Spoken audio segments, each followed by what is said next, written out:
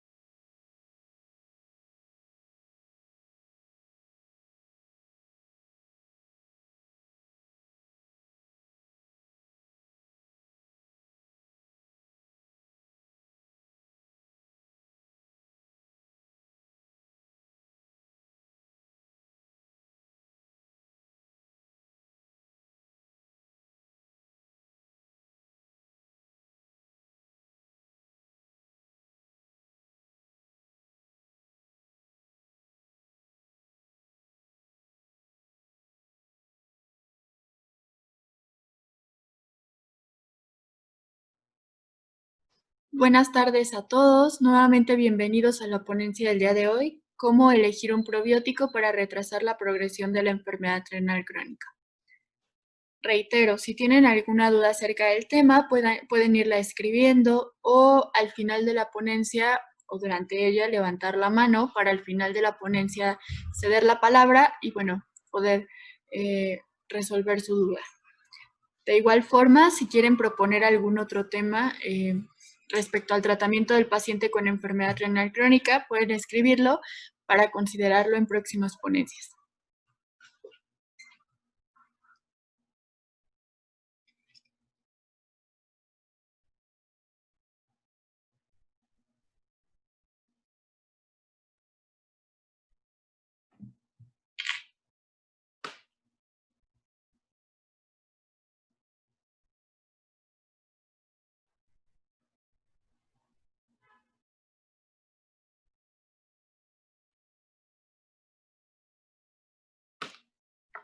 ¿Me pueden indicar si se escucha bien mi voz?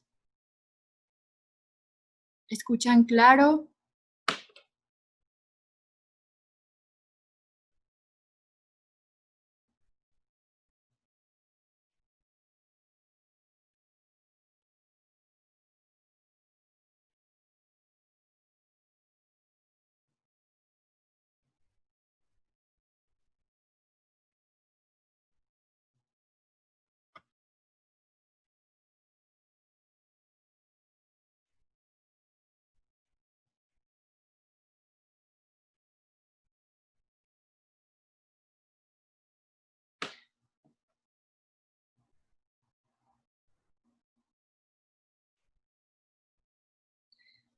Bueno, Pues vamos a comenzar con la ponencia del día de hoy, cómo elegir un probiótico para retrasar la progresión de la enfermedad renal crónica, por su servidora Gloria Ivette Rocha Zamudio. Espero disfruten de la ponencia.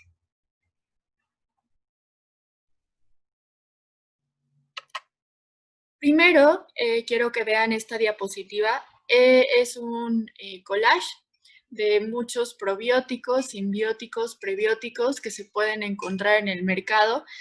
Solamente tomé algunos de los que son frecuentemente más consumidos, pero si se dan cuenta hay infinidad de productos que son recomendados. Lo ideal es saber para qué patología o para qué condición se debe utilizar cada cierto producto. Es parte de lo que vamos a aprender el día de hoy. Y muchos de estos se recomiendan para pacientes con enfermedad renal crónica. Vale la pena mencionar qué es microbioma intestinal. Recordemos que todas las personas desde el nacimiento hasta la edad adulta, la vejez, estamos formados de millones de bacterias. Tenemos bacterias en la nariz, en la boca, en la piel, en el colon, en todo el cuerpo tenemos mayor cantidad de bacterias. Pero vale la pena mencionar que el órgano que tiene mayor cantidad de bacterias es el tracto gastrointestinal. Aquí alberga un enorme ecosistema y bueno, se estima que tan solo el colon contiene más del 70% de todos los microbios del cuerpo humano. Entonces, el tracto digestivo se considera un enorme ecosistema que puede ser modificado a lo largo de cada etapa de la vida. Reitero, desde el nacimiento hasta la edad adulta, tenemos cierta cantidad y ciertas cepas de bacterias que pueden irse modificando por el mal estilo de vida, la falta de actividad física, la mala alimentación, el medio ambiente, etc. Aquí pueden ver que desde el nacimiento, inclusive hasta la vejez, podemos tener gran variedad de bacterias. En el recién nacido tenemos en mayor cantidad bifidobacterias y lactobacilos. De niños y adolescentes somos más susceptibles a tener cambios en nuestra microbiota intestinal, esto por la alimentación, porque en algunas ocasiones tenemos que consumir antibióticos, los cambios en el crecimiento, hormonales, metabólicos. El adulto es una etapa con mayor diversidad, pero es la más estable y difícil de modificar. Aquí hay mayor cantidad de firmicutes y bacteroidetes. Y en ancianos, que es similar entre otros individuos, hay menor cantidad de especies. Aquí disminuyen en mayor cantidad los firmicutes, las bifidobacterias y bueno, puede aumentar la Clostridium. Y bueno, entre la edad adulta y la vejez, estamos más predispuestos a tener una modificación en nuestra microbiota intestinal y por tal adquirir cierto tipo de enfermedades. Aquí podemos ver una tablita con los factores que pueden influir en la composición de la microbiota, como les comentaba anteriormente, desde la alimentación, la genética, dónde nos encontramos, el medio ambiente, la dieta, el estilo de vida, todo esto puede exponer a nuestra microbiota intestinal y por tal modificarla. ¿Y cuáles son las funciones de esta microbiota intestinal? Bueno, hay varias funciones, entre estas hay que resaltar 4. La función metabólica, recordemos que nuestra microbiota intestinal favorece positivamente la digestión, fermentación y, bueno, absorción de nutrientes de todo lo que ingerimos a través de los alimentos, entre ellos aminoácidos, azúcares, vitaminas, minerales, etc. También cumple una función de barrera. Esto quiere decir que nos defiende contra microbios, toxinas, etc. Una función de defensa, mientras mejor esté nuestra microbiota intestinal, pues no somos menos propensos a adquirir infecciones, a tener más que nada infecciones gastrointestinales, etc. Y bueno, una función de mantenimiento. Esto quiere decir que nuestra mucosa intestinal se mantiene en buen estado y por tal hay una buena actividad enzimática. ¿Y qué pasa con un paciente con enfermedad renal crónica? Bueno, recordemos que les he mencionado anteriormente que desde el nacimiento hasta la edad adulta, nuestra microbiota intestinal se puede ver modificada por diversos factores. En un paciente con enfermedad renal crónica, está involucrada muchísimo la dieta. Esto porque principalmente los alimentos de origen animal pueden favorecer esa modificación de nuestra microbiota intestinal por ciertos aminoácidos que suelen propiciar o suelen son ciertos aminoácidos que suelen contener estos alimentos y bueno, que automáticamente van cambiando nuestra microbiota intestinal. Aquí podemos ver algunos como tirosina, colina, carnitina, triptófano y bueno, estos por nuestra microbiota son metabolizados, digeridos y al final de cuentas, en un paciente con enfermedad renal crónica que ya no pueden ser eliminados, se convierten o se concentran como tal, como toxinas urémicas y es lo que con mayor frecuencia puede llevar al paciente a mayor deterioro y progresión de la enfermedad renal crónica. Y con el tiempo le puede causar varias complicaciones en diversos órganos, tales como corazón, mayor riesgo cardiovascular, mayor mortalidad y, bueno, como mencioné anteriormente, mayor progresión a la enfermedad renal crónica terminal.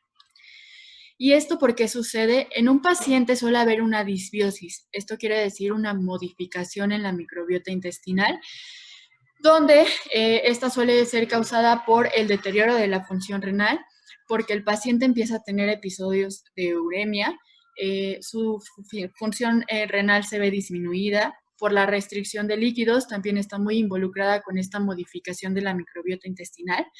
El menor consumo de fibra, que se ha visto que los pacientes con enfermedad renal crónica, por no tener una orientación nutricional adecuada, suelen tener una ingesta disminuida de fibra, lo cual les provoca mayor presencia de estreñimiento y bueno, el estreñimiento se ha visto relacionado con mayor retención de toxinas urémicas. Y todo esto nos propicia como tal mayor retención de toxinas urémicas y por tal aumenta la inflamación en el paciente, la disfunción renal y por tal mayor riesgo de mortalidad y riesgo cardiovascular. Entre los síntomas de disbiosis, como ya he mencionado algunos, puede ser diarrea o estreñimiento, gases, el sabor desagradable de la boca, eructos, dolor abdominal, distensión abdominal, pérdida del apetito y náuseas. ¿Y cómo podemos prevenir y tratar esta disbiosis?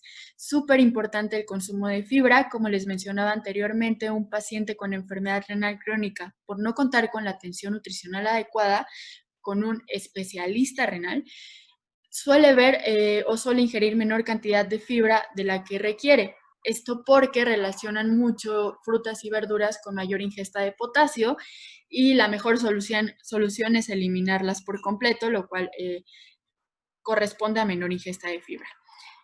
También lo podemos tratar con el consumo de prebióticos. Recordemos que los prebióticos son el alimento de los probióticos, entre ellos puede estar la inulina de agave, por ejemplo, y los probióticos son microorganismos vivos que en cantidades adecuadas favorecen la microbiota intestinal del paciente.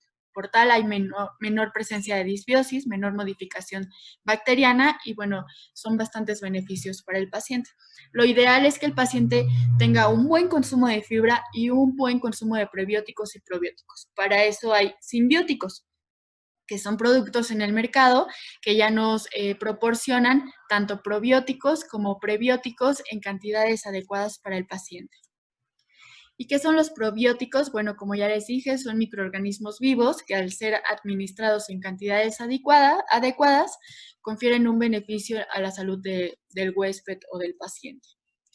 ¿Cómo nos pueden ayudar? En caso de un paciente con enfermedad renal crónica, bueno, se ha visto que ayudan a disminuir colesterol, triglicéridos, menor riesgo cardiovascular, disminuyen la cantidad de bacterias proteolíticas, que son las que degradan la proteína, y por tal hay disminución de toxinas urémicas, retraso en la progresión de la enfermedad renal crónica, mejora su calidad de vida y, bueno, generalmente tienen menor disbiosis o modificación bacteriana. Todo en conjunto, lo ideal es que nos ayude a retrasar la progresión de la enfermedad renal crónica y, bueno, a disminuir la presencia de síntomas gastrointestinales que acompañan a la enfermedad renal crónica y que pueden ir afectando la calidad de vida del paciente. ¿Cómo podemos elegir un probiótico adecuado? Bueno, ya se pueden mencionar en muchas guías algunos pasos para elegir el probiótico correcto. El primer paso es que el probiótico cuente con estudios de respaldo. Esto quiere decir que si les están vendiendo un probiótico un simbiótico o un producto que lo venden específico para pacientes con enfermedad renal crónica y como tal, entre los efectos se encuentra, no sé, disminuir triglicéridos, colesterol, ácido úrico, toxinas urémicas. Lo ideal es que haya estudios de respaldo, es decir, que este probiótico se haya estudiado en cierta población con enfermedad renal crónica con una muestra significativa y bueno, por tal que nos haya demostrado disminución de todo lo que se supone que menciona que puede beneficiar al paciente con enfermedad renal crónica. Y no solo con estos pacientes, con cualquier enfermedad, se debe demostrar cualquier probiótico que se debe demostrar su utilidad con sustento científico. Si no tiene sustento científico, lo ideal es no consumirlo, buscar alguno que nos dé mayor seguridad. Como paso 2 es asegurarse de que el mismo se describa por género, especie y cepa en la etiqueta. Aquí les puse un ejemplo donde pueden ver el género Lactobacillus, especie Plantarum y la cepa 299V.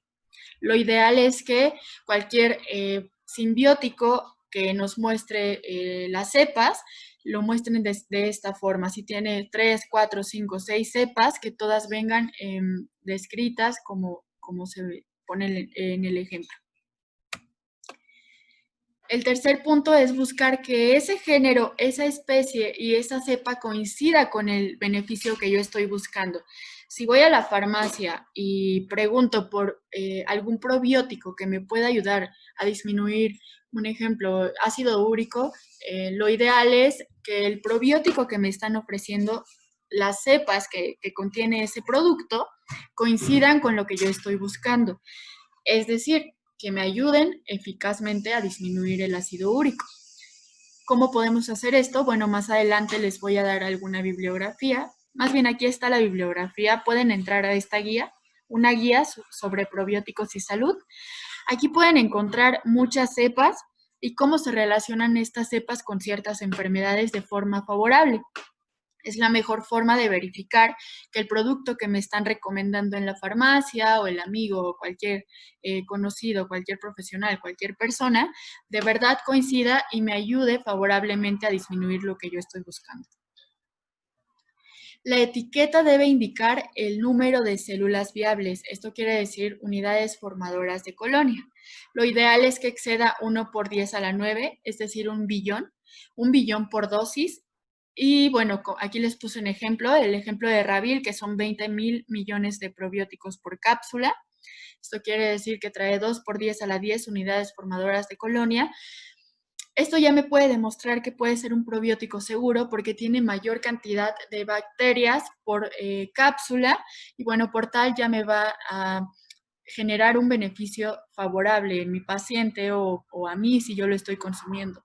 Si tiene menor cantidad de la establecida por la guía, que es esta, lo ideal es no consumirlo porque realmente no nos va a dar mayor beneficio. Y como último paso se debe verificar que sea microencapsulado. Si un probiótico en la etiqueta te dice que es microencapsulado, esto te puede demostrar o asegurar que va a ser mayor beneficio para el paciente. ¿Por qué? Los probióticos que traen un microencapsulado, esto quiere decir que tienen una membrana que protege a las bacterias, son menos susceptibles al cambio de ambiente, con frecuencia no requieren de cadena fría, pueden tolerar cambios bruscos de temperatura, pueden tolerar, como lo mencioné, muchos cambios de medio ambiente, entonces esto nos puede propiciar mayor beneficio para el paciente.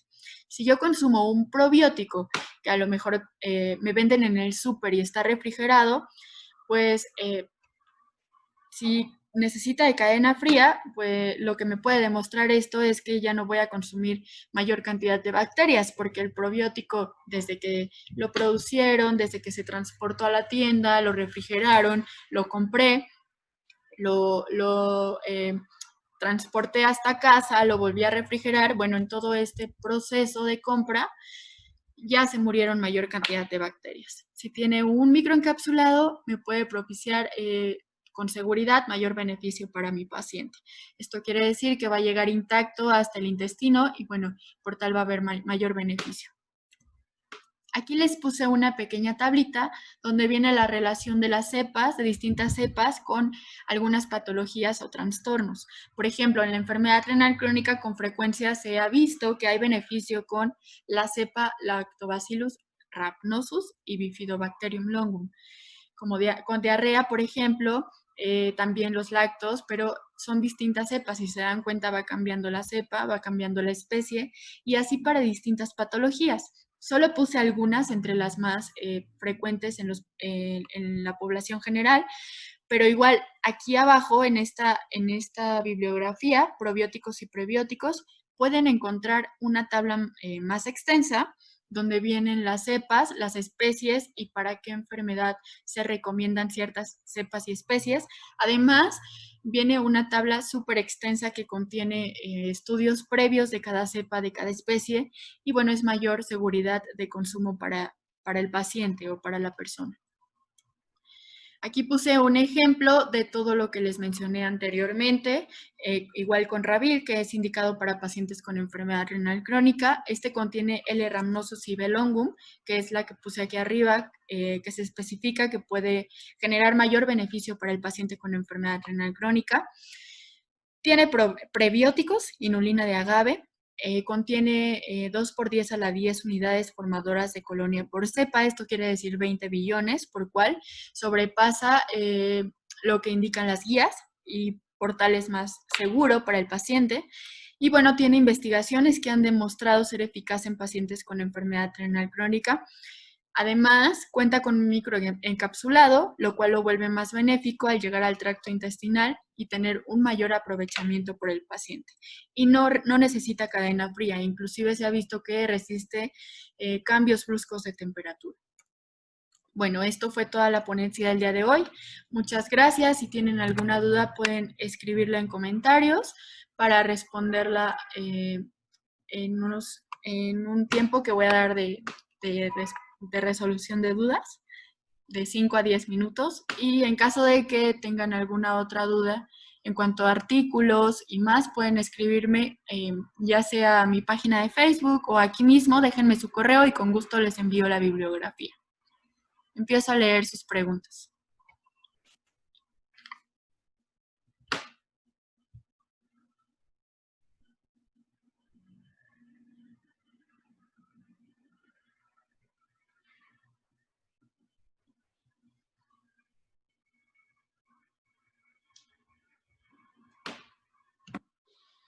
Como siempre, les agradezco que se hayan conectado el día de hoy.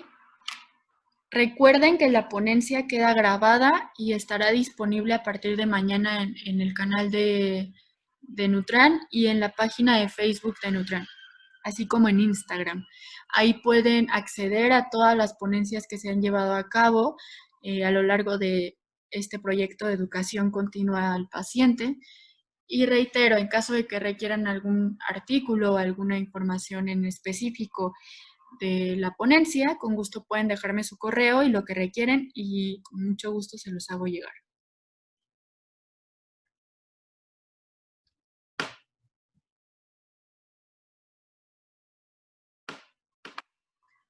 Esta era una ponencia muy corta porque solamente era ver los pasos que se deben seguir para elegir un probiótico adecuadamente, pero me tomé con la libertad de agregar parte de lo que es la microbiota intestinal, porque es importante consumir probióticos, prebióticos, fibra, y no solo en pacientes con enfermedad renal crónica, en cualquier paciente con cualquier patología, inclusive en personas saludables. Es importante tener una ingesta de probióticos, esto para disminuir esa modificación de la microbiota intestinal, que con el tiempo nos puede llevar a generar distintas condiciones, tales como gastritis, colitis, estreñimiento o enfermedades más crónicas. Una persona pregunta en qué horario es mejor tomarlos. Yo con frecuencia, dependiendo de la gravedad del paciente, le recomiendo que sea uno en ayunas y uno antes de cenar. Si es un paciente que solamente presenta leves síntomas gastrointestinales, le recomiendo que se tome uno al día. una cápsula al día antes de desayunar, pero lo ideal es uno antes de desayunar y uno antes de cenar, y más si el paciente nunca ha consumido probióticos.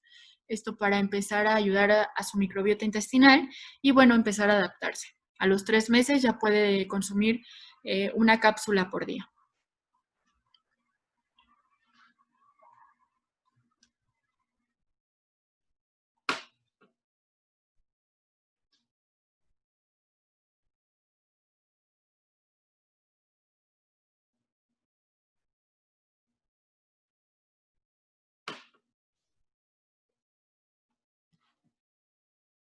¿Tienen alguna otra pregunta? Estoy leyendo sus comentarios.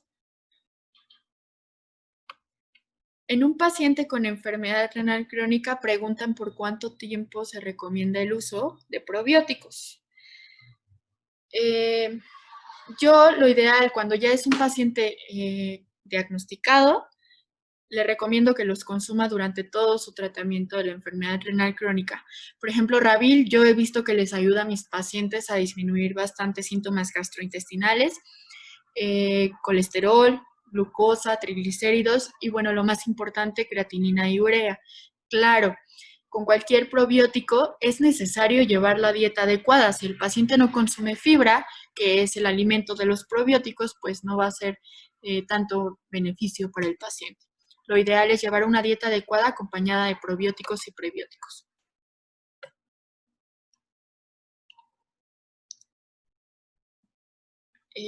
Con mucho gusto les envío lo que me están solicitando, los artículos, la información.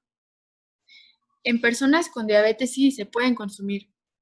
Ravil yo lo recomiendo inclusive para personas con diabetes que no tienen aún enfermedad renal crónica, pero que sí presentan mayor descontrol en triglicéridos,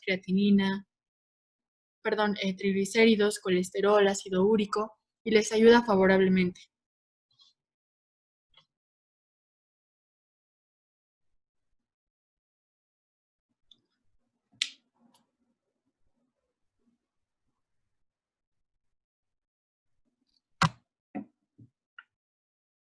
Me preguntan si se puede tomar cuando les toca hacerse la diálisis.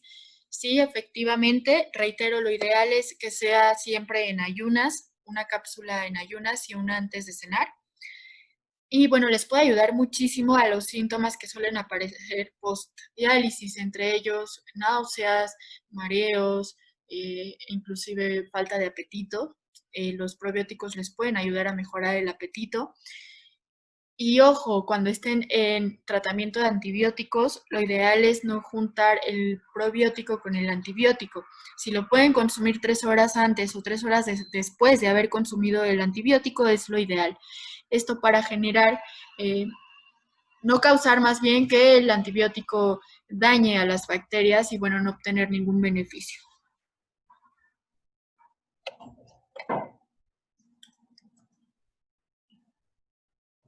Lo sigo leyendo.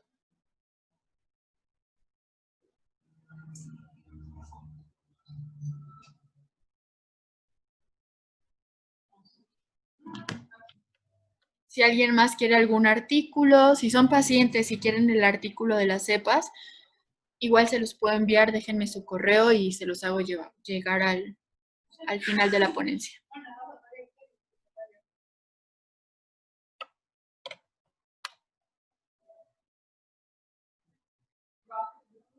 Vamos a dar unos 5 minutos más de preguntas y damos por terminada la sesión de hoy. Gracias por seguir conectándose, por seguir las ponencias. Recuerden que están los videos en la página de Nutran, tanto en Facebook, Instagram y YouTube.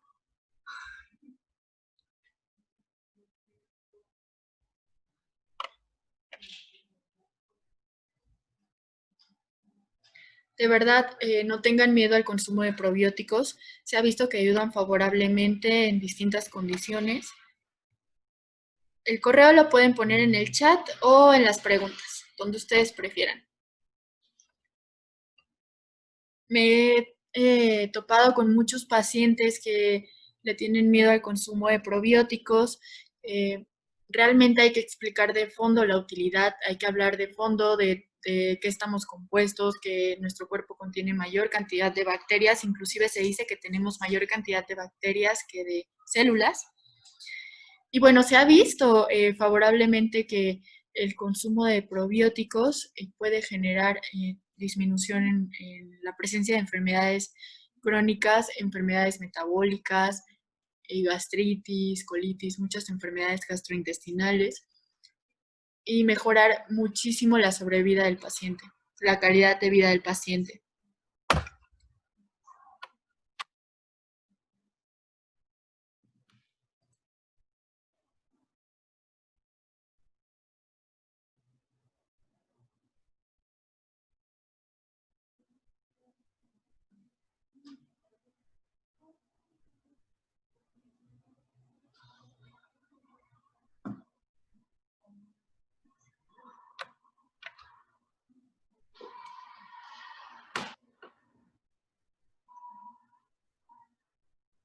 Lo sigo leyendo.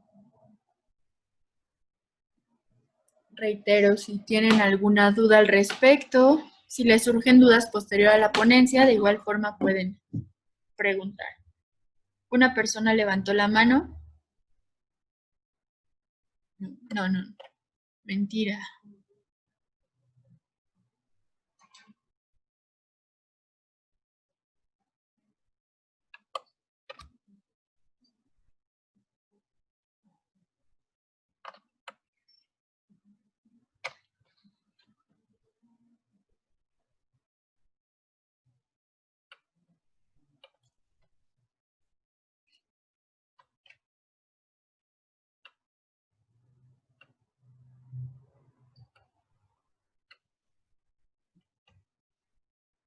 ¿Alguien más tiene alguna duda antes de terminar? Nos quedan 3 minutitos de preguntas.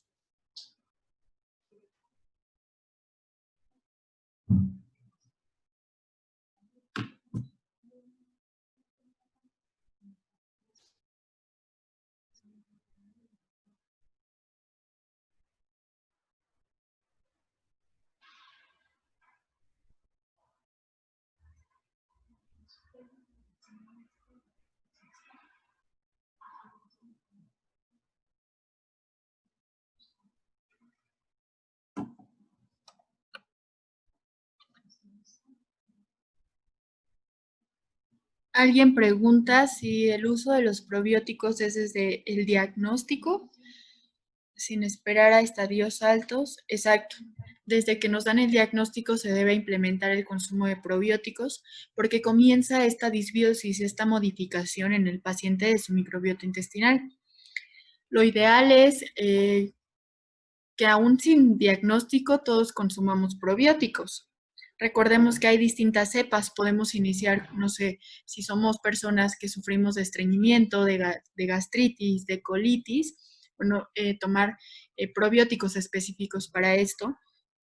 O si con frecuencia tenemos infecciones gástricas o diarrea o etcétera, infecciones bacterianas, bueno, esto también nos puede ayudar.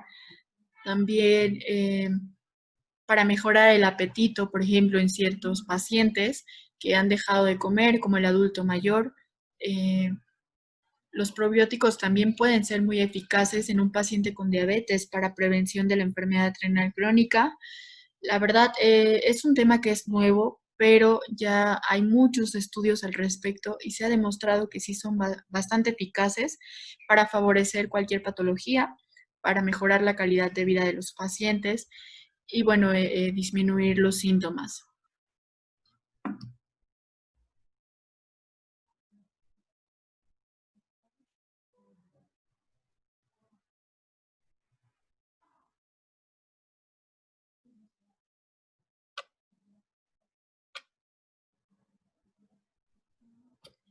Un paciente con insuficiencia renal y hernia y a tal que sepa es recomendable, se utiliza la misma L-Rhamnosus y B-Longum. Generalmente, estas son las más recomendadas cuando ya está la enfermedad renal. En caso de que no fuera un paciente con enfermedad renal, ya se especificaría otro tipo de cepa, pero puede seguir recomendando L-Rhamnosus y B-Longum.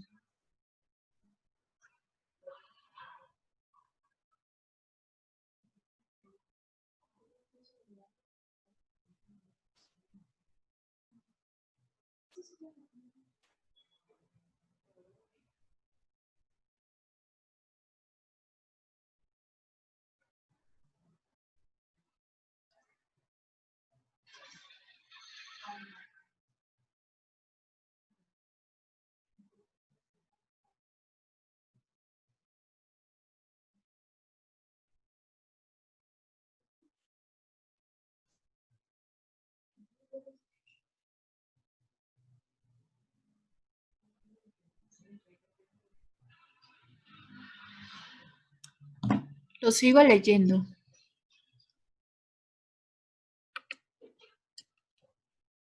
Eh,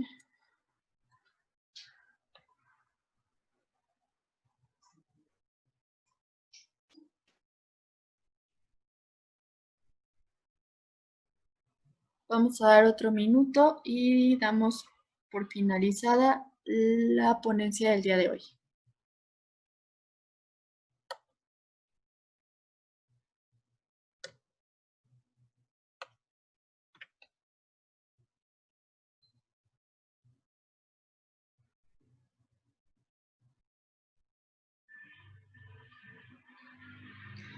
Una persona pregunta cuál es la cepa para los pacientes con diabetes para evitar la enfermedad renal crónica.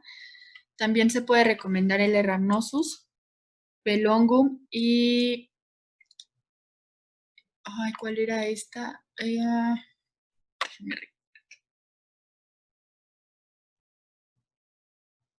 Y esta, ay, Acidophilus. También suele recomendarse en pacientes con diabetes. Si contiene las tres, mucho mejor.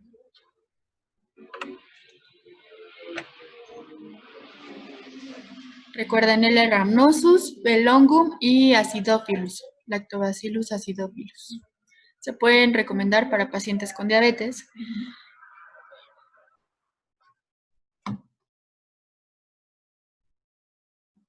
Bueno, pues damos por finalizada la ponencia del día de hoy. Les agradezco mucho que se hayan conectado. Nos vemos en 8 días. Vamos a tratar de transmitirla vía Facebook Live para que sea menos complicado acceder a la ponencia. Y bueno, recuerden que estará disponible en la página de Nutran, en Instagram, Facebook y en el canal de YouTube de Nutran. Reitero, si quieren algún artículo, si requieren alguna información, con mucho gusto déjenme su correo y entre la tarde de hoy y mañana se los hago llegar. Si tienen alguna duda, igual, pónganla en comentarios y con mucho gusto la respondo vía correo, como si me dejan su correo, pues vía correo, y si no, pues al subir el video pueden poner en comentarios cualquiera de sus dudas y la conecto ahí mismo en comentarios. La contesto en comentarios.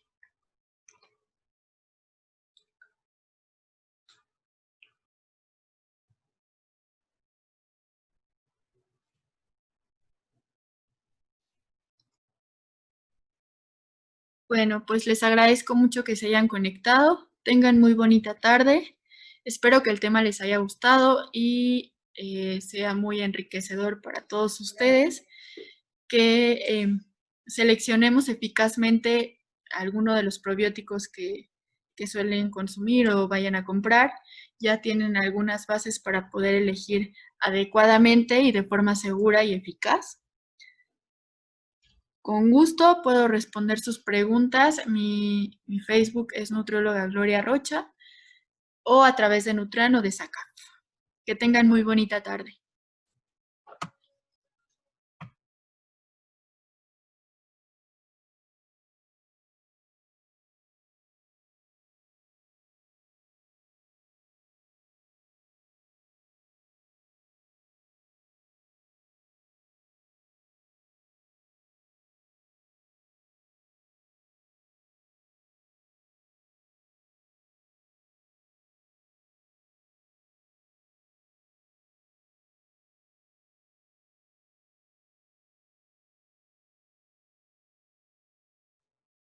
Cuídense mucho, muchas gracias.